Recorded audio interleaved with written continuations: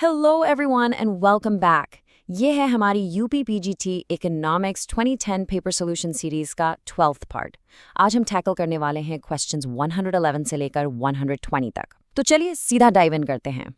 Okay, तो इन 10 questions को आसान बनाने के लिए हमने इन्हें 3 सिंपल सेक्शंस में डिवाइड किया है। सबसे पहले बैंकिंग, फिर हम देखेंगे टैक्सेशन, इन्फ्लेशन और ट्रेड, और फाइनली हम टच करेंगे कुछ important growth and economic concepts पर। Ready? Let's go. Alright, section 1 शुरू करते हैं। Banking committees and establishments. यहाँ हम इंडिया के कुछ की फाइनेंशियल इंस्टीट्यूशंस के बारे में बात करेंगे। सो पहला सवाल है question 111 state bank of India के बारे में।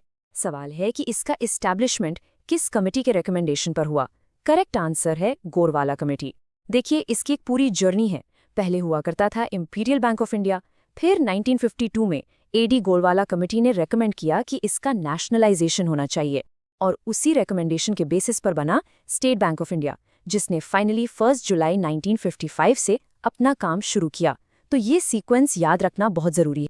चलिए अब आते हैं क्वेश्चन 112 पर, जो आईडीबीआई के ओनरशिप से रिलेटेड है। आईडीबीआई यानी industrial development bank of India. इसमें एक साल बहुत क्रूशल है, 1976।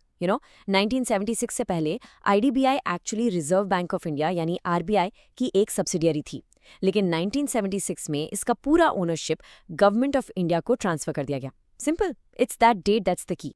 Okay, next up is question 113, और ये है नबार्ड के बारे में।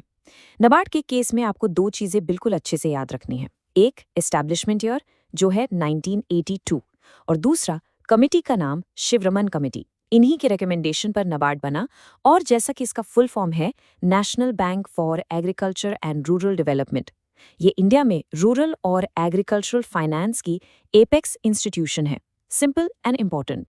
ऑलराइट, बैंकिंग सेक्शन हो गया है। अब मूव करते हैं हमारे सेकंड सेक्शन पर, जहां हम बात करेंगे टैक्सेशन, इन्फ्लेशन और ट्रेड के बारे में। क्वेश्चन 114, ये एक बहुत ही प्रैक्टिकल सवाल है, राइट? इंडिया में एग्रीकल्चरल टैक्सेशन इतना डिफिकल्ट क्यों है?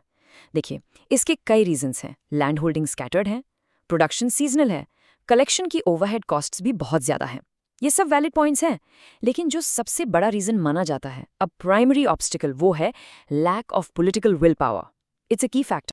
ओके, टैक्सेशन के बाद क्वेश्चन 115 हमसे पूछता है इन्फ्लेशन के बारे में। स्पेसिफिकली इंडिया में इन्फ्लेशन कैसे मेजर किया जाता है? तो इसका आंसर है होलसेल प्राइस इंडेक्स यानी WPI। ये प्राइमरी इंडेक्स है। बेसिकली ये रिटेल लेवल पर आने से पहले गुड्स के होलसेल प्राइसेस में जो चेंजेस आते हैं उन्हें ट्रैक करता है। सो WPI is the main tool for us. अब आते हैं क्वेश्चन 116 पर। सवाल है VAT के रिकमेंडेशन से जुड़ा हुआ। इसकी शुरुआत कहाँ से हुई? इसकी रूट्स जाती हैं 1976 में, झा कमेटी तक। उन्होंने एक limited form of VAT suggest किया था, जिसे मैनवैट कहते थे, यानी मैन्युफैक्चरिंग लेवल VAT। तो ये जो इनिशियल आइडिया था, यही आगे चलकर बड़े टैक्स रिफॉर्म्स का फाउंडेशन बना। ओके, यहाँ एक छोटा सा ट्विस्ट है। इस पेपर में क्वेश्चन नंबर 118 2 बार पूछा गया है। Interesting, right? चलिए दोनों को ही सॉल्व कर लेते हैं। पहला 118 है काउंटर ट्रेड के बारे में। तो ये काउंटर ट्रेड क्या होता है? आप इसे एक स्पेशल टाइप का बार्टर समझ सकते हैं। इसमें एक कंडीशन होती है, सेलर अपना सामान तभी बेचेगा जब वो बदले में बायर से कुछ खरीदने पर अग्री करें। एक परफेक्ट एग्जाम्पल है इंडिया इराक की ऑयल फॉर व्हीट डील, जो साल 2000 में हुई थी।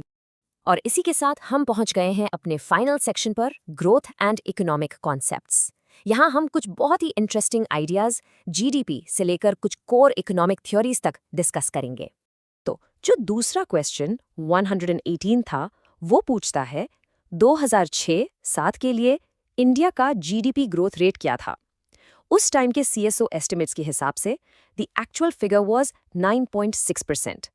तो पेपर में जो ऑप्शन इसके सबसे क्लोज था, वही करेक्ट आंसर होगा। अगला सवाल क्वेश्चन 119 एक कॉन्सेप्ट बेस्ड क्वेश्चन है। डिश टीवी का सिग्नल किस टाइप का गुड है? ये एक प्राइवेट गुड है। क्यों? क्योंकि ये एक्सक्लूडेबल है। बहुत सिंपल मतलब है इसका। अगर आप पे नहीं करेंगे तो आपको सर्विस से एक्सक्लूड कर दिया जाएगा, आपको सिग्नल नहीं मिलेगा। इसका अच्छा कंपैरिजन है DD नेशनल का ब्रॉडकास्ट, जो एक पब्लिक गुड है। कोई भी उसे देख सकता है, किसी को एक्सक्लूड नहीं किया जा सकता।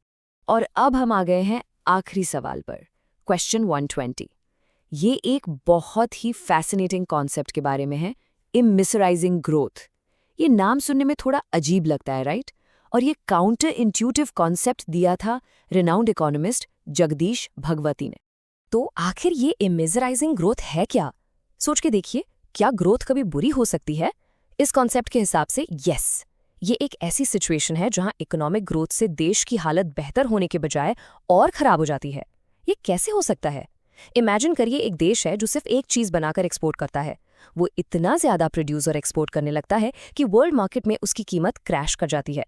तो भले ही वो ज्यादा क्वांटिटी बेच रहा हो, उसकी टोटल इनकम पहले से भी कम हो जाती है।